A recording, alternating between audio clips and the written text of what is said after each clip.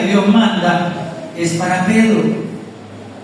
Pero quiero decirle en esta mañana, la palabra no es para Pedro, la palabra es para usted y para mí. ¿Por qué la palabra es para usted y para mí? Porque Dios está interesado en nosotros.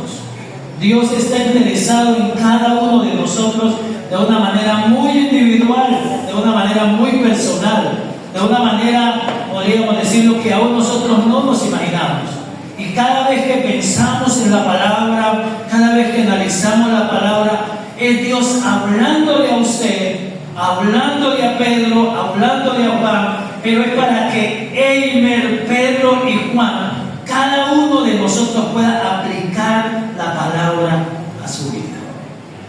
Cada creyente, o sea, Dios quiere manifestarse en cada uno de nosotros, en cada una de nuestra vida. Y permítame decirle que hoy es muy importante poder observar un poco, digo un poco, algunas de las cosas que realizaron o fueron hechas en el libro de los Hechos. No voy a invitarle a leer el libro de los Hechos hoy, pero quiero darle la tarea para que usted comience a leer el libro de los Hechos.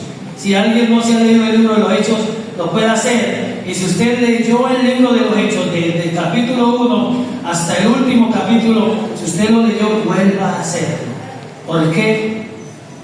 Porque en el libro de los Hechos nosotros podemos ver cómo muchas personas sirvieron de puente hacia una nueva etapa. Estábamos hablando en estos días y estábamos compartiendo acerca de la vida de los discípulos. Ustedes y yo sabemos cuánto tiempo invirtió Jesús en sus discípulos. ¿Cuánto tiempo? ¿Alguien se acuerda cuánto tiempo pasó Jesús con sus discípulos? ¿Cuántos? 3 años. 3 años. Y algún día alguien mirando las escenas de los líderes, colocaron a Hitler en un lado, colocaron a otros en otro lado y colocaron a Jesús. Entonces comenzaron a mirar los seguidores de Hitler, los seguidores de este, los seguidores de este, y miraron los seguidores de Jesús. ¿Y saben qué sorpresa se llevaron? Que el líder que menos seguidores tuvo fue Jesús. O sea, Hitler tuvo muchos seguidores, otros tuvieron muchos seguidores, pero Jesús, o llamémoslos líderes con ellos, Jesús tuvo 12. Y algunos catalogaron a Jesús como un liderazgo fracasado. Y entonces, tratando de entender la vida de los discípulos, no lo entendí en los evangelios que habla de los discípulos, porque si usted estudia los evangelios, los que lo han estudiado, usted va a ver que los discípulos en el evangelio, en Mateo, Marcos, Lucas, Juan, nunca hicieron mucha cosa. O sea, eso fue el fracaso total. El Señor les decía, ellos decían, queremos hacer eso, no se preocupe, esténse allí, solamente observen. Pero a partir del libro de Hechos, a partir del capítulo 1 de Hechos, cuando Jesús en algún momento le dice a los discípulos, bueno, es tiempo de que ustedes vuelvan, porque recuerden, y permítanme hacer esto como introducción, recuerden que cuando Jesús murió y resucitó, sus discípulos volvieron a la antigua vida. Sus discípulos dijeron, este ministerio se acabó acá, este ministerio no va mal, renuncio en el nombre del Señor y me voy a mi nuevo trabajo, me voy a mis cosas. O sea, Pedro volvió a la pesca, Juan volvió a su trabajo, los otros discípulos se volvieron, se esparcieron. Pero cuando Jesús se levanta de entre los muertos, comienza a aparecer a sus discípulos, y algún día les dice, ustedes vayan a Jerusalén y esperen en Jerusalén, ustedes vayan hasta que el cumplimiento de la venida del Espíritu Santo se haga una realidad en su vida. Y a partir de Hechos capítulo 1 versículo 8, cuando le dice van a recibir esto, y a partir de Hechos capítulo 2, usted va a encontrar la vida transformada de los discípulos. Y a eso es lo que yo he llamado una segunda etapa. Dígale a su hermano, una nueva etapa. Hermanos, nosotros somos quienes pertenecemos a Jesús. Número 1, pertenecemos a Jesús.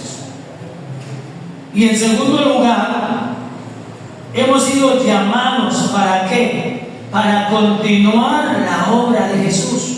¿Cuántos sabían eso? Aquí estoy dando una especie de predicación a niños de Salacuna. Sí, esta clase es como para niños de Salacuna, porque esos niños no tienen el conocimiento, pero permítame hacerlo. Considérese un niño de Salacuna. ¿Sí? Entonces, hemos sido llamados ¿para qué? Para confirmar lo que Jesús hizo. Ustedes se acuerdan, por ejemplo, que la palabra dice que las cosas que yo hice, ustedes las harán. Y aunque mayores harán. ¿Por qué? Porque Él va al Padre, dice la palabra. ¿Cierto? Entonces, nosotros tenemos algo que el Señor ha colocado en nuestras vidas. ¿Qué tenemos nosotros? En primer lugar, tenemos la misma poder o el mismo poder y la misma autoridad que tuvieron los discípulos a partir de Hechos capítulo 2. Tenemos la misma autoridad, pero estamos llamados a entender que cada uno de nosotros Dios nos ha sacado, cada uno de nosotros Dios nos ha convocado como creyentes para que a través de todo eso su nombre pueda seguir exaltando, pueda seguir siendo glorificado en medio de esta tierra. Pero tenemos que reconocer algunas cosas, mis hermanos. ¿Qué dice Apocalipsis capítulo 3, versículo 11? Dice: he aquí yo vengo pronto. Retén lo que tienes. ¿Para qué? ¿Para qué? Para que ninguno tome tu corona. ¿Sabes que yo tengo un problema? Y no sé cuántos aquí conmigo. Hay mucha gente que dice que la salvación no se pierde. Hay mucha gente que dice: no, es que ya yo soy salvo y esa salvación no se pierde. Y yo siempre me pregunto: el oro es oro, el oro es oro, y usted lo deja en cualquier lugar. ¿Qué pasa con el oro? Se pierde. En mi tierra la gente guardaba muy el oro, porque tal vez la gente no se robaba el oro, sino que ellos dicen que el oro se enterraba otra vez. Y entonces, cuando yo miro un texto como este: aquí yo vengo pronto, y yo no sé cuántos de ustedes, igual que yo, puedan saber que es una realidad. Estaba escuchando a un profeta y estaba hablando de la última profecía. Una de las cosas que uno dice es: la palabra de Dios se cumple al pie de la letra. Y todo lo que está escrito se está cumpliendo al pie de la letra. Y cuando Juan escribe este texto, tal vez Juan está en la presencia de una iglesia que está diciendo: es que yo ya conozco a Cristo, yo ya recibí a Cristo, y ya yo puedo comenzar a vivir, no digamos como quiero, pero ya yo puedo comenzar a vivir tan calmado y tan quieto que el mundo puede pasar y yo sigo allí con Cristo en mi corazón, yo sigo allí con Él. Y entonces algunos despreocupados de su vida cristiana, de su relación con Dios, y algunos diciendo: ya yo tengo mi corona, ya yo tengo mi corona. Entonces Juan comienza como a bajarlos de una nubecita que están subidos los evangélicos, y le dice esto: es aquí yo vengo pronto. Retén lo que tienes para que ninguno tome tu corona. ¿Sabes que una realidad de la vida es que el Señor Jesús ha prometido coronas para aquellos que le sirven? Pero ¿cuál es la responsabilidad de aquel que quiere una corona? Ayúdenme. ¿Cuál es la responsabilidad de aquel que quiere una corona? Ahora, esto es muy conocido para todos, y yo siempre hablo del ámbito de los deportes, y permítame traerlo porque algunos días he venido hablando de eso. El mismo apóstol Pablo dice que nadie es coronado si no corre legítimamente. Nadie es coronado si no corre de la manera como tiene que correr.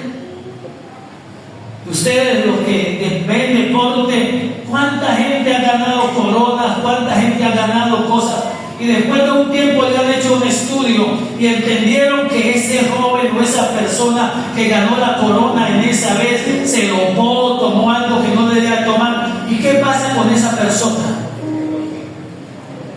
Es decir, estaba en el primer puesto, ganó la medalla de oro, le quitan la medalla de oro, se la entregan al que quedó en segundo después de haber evaluado que lo hizo legítimamente, y esta persona queda descalificada.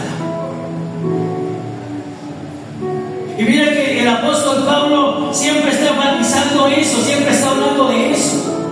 Hay una corona que el Señor Jesús ha prometido para todo aquel que le sirve, para todo aquel que lo adora, para todo aquel que lo exalta, una corona que Él ha prometido. Pero miren que la responsabilidad que el apóstol Juan trae a la iglesia, lo primero es retén lo que tienes. Y cuando yo hablo de ese retén lo que tienes, ¿qué tanto ha hecho esta palabra en la vida de cada uno de nosotros? Permítame pensar en un texto que lo estaba analizando mucho, cuando la palabra de Dios dice que el que sabe hacer lo bueno y no lo hace, eso se le convierte en pecado. ¿Por qué? Porque como decía ahora, a veces creemos que la palabra, cuando viene la palabra dura, es para Pedro, es para Juan, porque es que yo no he pecado, porque es que yo no ando de la manera como él anda. Y algunos decimos, no, es que Juan, si sigue viviendo de la misma manera como anda, el fin de Juan va a ser en el infierno. Pero quizás usted y yo no andamos como Juan, quizás usted y yo no andamos como Pedro. Pero mire que sencillamente la palabra de Dios dice que el que sabe hacer lo bueno y no lo hace, eso es pecado. Y la palabra dice que al reino de los cielos no entra nada que tenga que ver con el pecado. Y usted no anda como Pedro y Juan, usted que sabe cómo anda Pedro y Juan, usted no anda como Pedro y Juan, pero la pregunta de esta mañana es, ¿usted hace lo que tiene que hacer? El retener la corona tiene que ver con eso, hermanos. El retener la corona tiene que ver el hacer la palabra. Y por eso Juan dice retén. Y el retén es detenerme un momento, mirar la palabra de Dios. ¿Qué me dice la palabra de Dios? Y frente a lo que la palabra de Dios me dice, entonces voy a comenzar a caminar conforme a eso.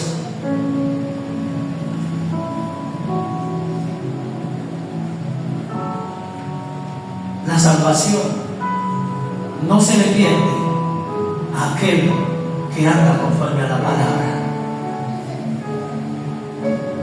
La salvación no se le va a perder a aquel que vive la palabra. La salvación no se le va a perder a aquel que sabe la palabra. Y no solamente la sabe, sino que cada día la practica. A ese no se le pierde la salvación, porque es alguien que sabe que es lo bueno y hace lo bueno. Porque es alguien que entendió el amor de Dios, el sacrificio de Dios. Es alguien que entendió lo que es Dios y comienza a vivir para Dios. A ese no se le pierde la salvación. Pero aquel que viene al culto, aquel que oye el culto, aquel que oye la palabra, canta, danza, toca y hace tantas cosas, pero no retiene lo que Dios le da, no hace la palabra, para ese se le pierde la salvación. ¿Sabe por qué? Porque nunca ha sido salvo. Porque nunca ha sido salvo. Cuando yo le hablo de una nueva etapa, le estoy hablando y siempre digo, no puede haber una persona que reciba a Cristo como Señor y Salvador y viva igual. No puede haber alguien que vaya para el reino de los cielos y sepa la palabra y no viva la palabra. Ahora, todos hemos fallado en eso. Todos hemos fallado en eso. Pero la pregunta es, ¿tenemos un corazón arrepentido de tal manera que podemos decir, como decíamos ahora, perdóname, he pecado contra el cielo y contra ti, perdóname, pero no lo vuelvo a vivir? Para ese no hay salvación. Y por eso decía igual Jesús, a la mirada de muchos, fue el líder no fracasado. Pero yo decía a alguien, hoy no se habla de Hitler como se habla de Jesús. Hoy no se habla de Mahoma como se habla de Jesús. ¿Y saben por qué? Porque Jesús nunca pensó en esos 12 que tenía. Trabajó con ellos. Invirtió en ellos su tiempo, su amor, lo invirtió en ellos. Pero sabe que Jesús pensaba en el futuro. Y gracias a esos discípulos, gracias a esos que también sintieron que su líder había fracasado, hoy nosotros tenemos la palabra. Gracias a ellos que algún día dijeron, Señor, he pecado contra el cielo y contra ti, pero hoy vengo arrepentido. Y mire que Pedro, por ejemplo, Pedro no pensaba en Juan, Juan no pensaba en Bartolomé o en Judas, no, personalmente. ¿Y saben cuál es la idea en esta mañana, hermanos y hermanas? ¿Cuál es el llamado en esta mañana otra vez? Pensar en su vida. Retén lo que tienes. Retén lo que tienes. He aquí yo vengo pronto. Retén lo que tienes para que ninguno tome tu corona. Y hay algunas cosas que nosotros tenemos que pensar. Y lo primero que quiero llevarle a pensar en esta mañana es: tenemos que reconocer qué es la iglesia. Tenemos que reconocer qué es la iglesia. Y por eso le digo que esto parece una prédica para prejuveniles o para niños de Saracuna. Porque si yo le pregunto a usted qué es la iglesia, usted ya sabe qué es la iglesia. Usted ya sabe qué es la iglesia. Pero la pregunta otra sería: ¿practicamos el concepto de iglesia según Dios? ¿Practicamos el concepto de iglesia según Cristo? Y lo primero que tenemos que reconocer en esta mañana es que la iglesia es el cuerpo de Cristo. ¿Cuántos sabían eso? Levanten la mano los que sabían que la iglesia es el cuerpo de Cristo. Y si hablamos de cuerpo, ¿desde a dónde estamos hablando? Yo podría decir, cuando pensaba en esto, yo estoy hablando del cuello hacia abajo, porque la cabeza es Cristo.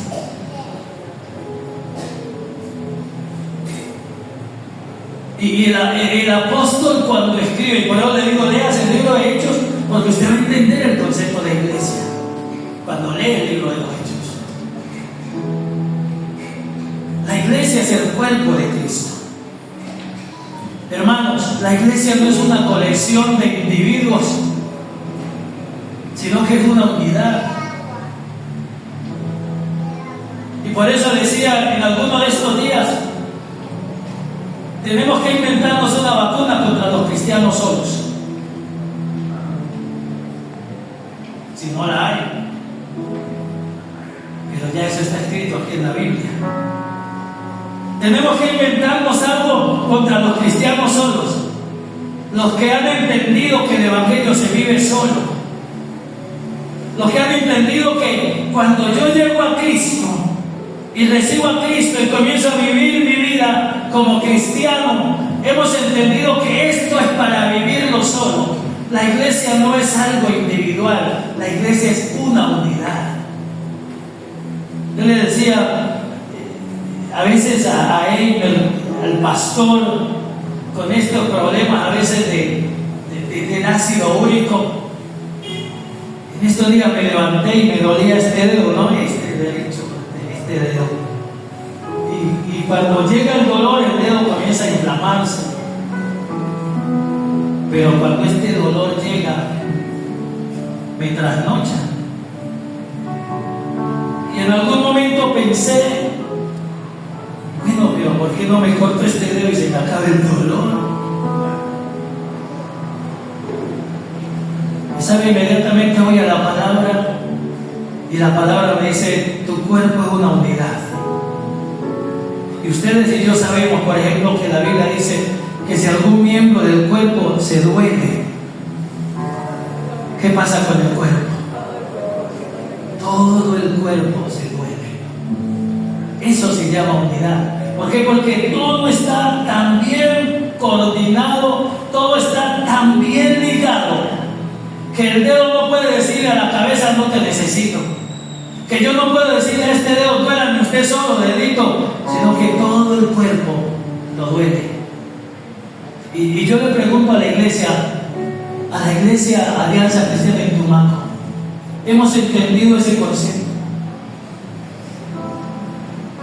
Hemos entendido ese concepto de unidad, que todos estamos tan coordinados, todos estamos tan unidos al cuerpo o a la cabeza que es Cristo, que si a alguno de nosotros le duele algo, a los demás nos duele. Usted ha podido creer, usted pueda creer, pues yo no sé si usted pueda creer o entender esto. Usted conoce cristianos que le hacen daño a otros cristianos. Conoce evangélicos que dañan a otros evangélicos. Yo le pregunto, ¿ese evangélico que daña a otro evangélico va a ir al reino de los cielos? Ese evangélico que está para dañar a los otros va a ir al reino de los cielos. Cuando el Señor viene por una iglesia, cuando el Señor viene por una unidad, cuando el Señor viene por alguien que está en el cuerpo, que siente el dolor del uno al otro. Y por eso le estoy diciendo, no piense en Juan, no piense en María, no piense en mí, piense en usted. Yo estoy pensando en mí. No crea que para mí es fácil venir acá y hablarle de esto. Llevo más de un mes con esta palabra. Y el día me levanté y llegó otra palabra y la quise cambiar y no la pude cambiar. ¿Y saben por qué? Porque el Señor viene pronto. El Señor viene pronto. Y a veces algunos de ustedes, tal vez como yo, estamos diciendo, no, es que el Señor no ha venido por la gente que está allá afuera. Permítame decirle que estamos totalmente equivocados. El Señor no ha venido porque la iglesia no está lista. El Señor no ha venido porque la iglesia no está preparada para irse con el Señor. El Señor no ha venido porque si Él viene hoy, muchos de los que estamos aquí nos vamos a quedar. ¿Sabe la gente que está allá afuera? El Señor dice en su palabra, hay muchos que están afuera que son de mi redil. Y en el momento que el Señor vaya a venir, toca a esa gente y viene y se van con Cristo. Por eso le decía ahora, el que sabe hacer lo bueno y no lo hace, le es pecado. Tenemos que entender que no somos una colección de individuos. Dios no nos llamó para individualizarnos. No es que ya está Eimer, voy a individualizar. Lo voy a individualizar. Allá está Eimer. Voy a hacerlo un individuo. Lo voy a pintar de tal manera que como individuo esté allí y no se junte con los demás. La iglesia es una unidad. La iglesia es una unidad. Yo me pregunto, ¿en la iglesia hay envidiosos? ¿En la iglesia hay envidiosos? Es que el hermano consiguió algo y algunos evangélicos se llenan de envidia. ¡No! Si mi hermano es bendecido, yo soy bendecido, hermano y hermana. Yo me alegro cuando alguien consigue cosas porque yo soy bendecido a través de eso. Yo soy bendecido.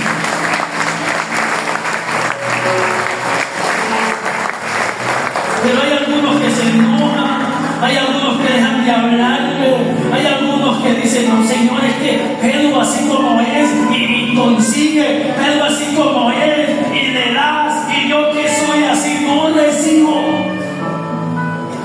En vez de estar pensando en Pedro, piensa, ¿por qué no recibes? Porque Dios ha prometido que a sus hijos los bendecirá. Pero lo único que tenemos que asegurarnos es que somos hijos de Dios. Estaba escuchando a alguien decir y pelear por la iglesia, es que yo soy pentecostal, es que yo soy aliancista, es que yo soy de la cruzada, es que yo soy de la asamblea. Y le pregunto, le dice, ¿eres parte del cuerpo de Cristo? Porque puede ser de la iglesia que seas, pero el Señor no viene por iglesias, el Señor viene por su pueblo. Y la preocupación de nosotros es, no importa dónde estamos, hacemos parte del cuerpo de Cristo. Somos miembros de su iglesia, somos parte de su cuerpo. Esa debería ser la preocupación. Y por eso le digo, de una manera individual, y de una manera que podemos pensar en esta mañana. Usted realmente hace parte de la iglesia que Cristo va a llevar al reino de los cielos. No me diga amén. Piense, evalúese.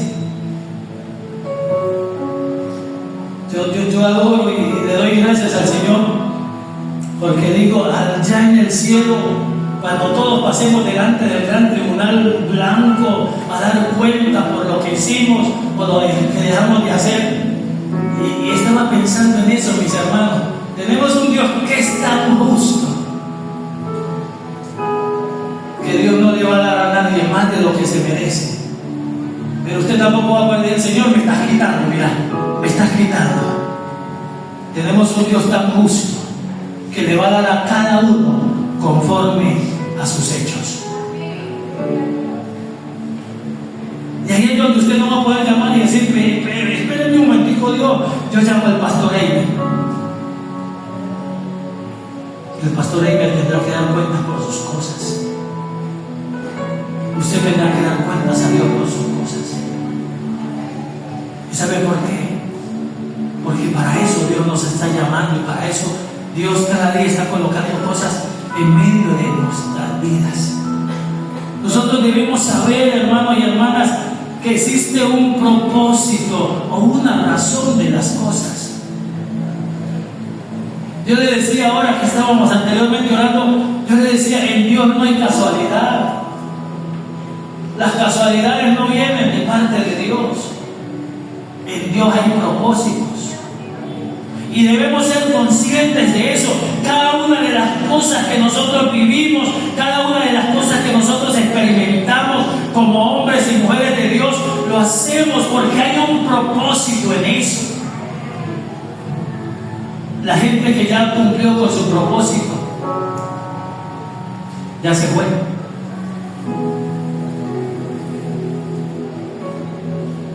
Algunos de pronto no lo cumplieron, pero hasta ahí. Pero si usted y yo estamos en esta mañana, en este lugar, es porque Dios todavía tiene propósito con nosotros. Ahora sí, díganle a su hermano: Dios tiene propósitos contigo. Díganle: Dios tiene propósitos contigo. ¿Hay alguna razón por la cual usted y yo estamos aquí? Yo siempre he dicho: Dios no es el que se da el lujo de decir: no, es que allá está mi hermano o allá está mi hijo y lo voy a dejar en ese mundo allá para que no. Hay alguna razón por la cual todavía estamos en este lugar. Hay alguna razón por la cual todavía estamos diciendo: es que yo adoro a Dios. Hay alguna razón por la cual estamos diciendo: es que yo he creído en Dios. Hay alguna razón. Y no son nuestras razones, no son nuestros propósitos, son los propósitos del Rey de Reyes y Señor de Señores. Y cuando hablamos de iglesia, estamos hablando de eso. Un pueblo que ha sido llamado con un propósito. Un pueblo que ha sido escogido desde antes de la fundación del mundo con una razón. Número uno, que Dios sea agradado a través de nosotros. Estamos cumpliendo con ese propósito de agradar a Dios en nuestras vidas. Y número dos, el que agrada a Dios en su vida y con su vida quiere compartir de eso a otros. Estamos cumpliendo con ese propósito de Dios en nuestra vida.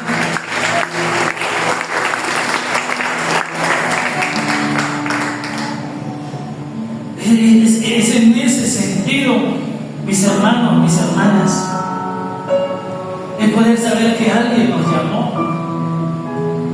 Es poder entender que alguien se tomó el trabajo de llamarnos. ¿Se recuerdan cuando la palabra dice que no me elegisteis vosotros a mí, sino que yo os elegí a vosotros? Y algunos de nosotros podemos decir: no, es que yo fui el que busqué al Señor.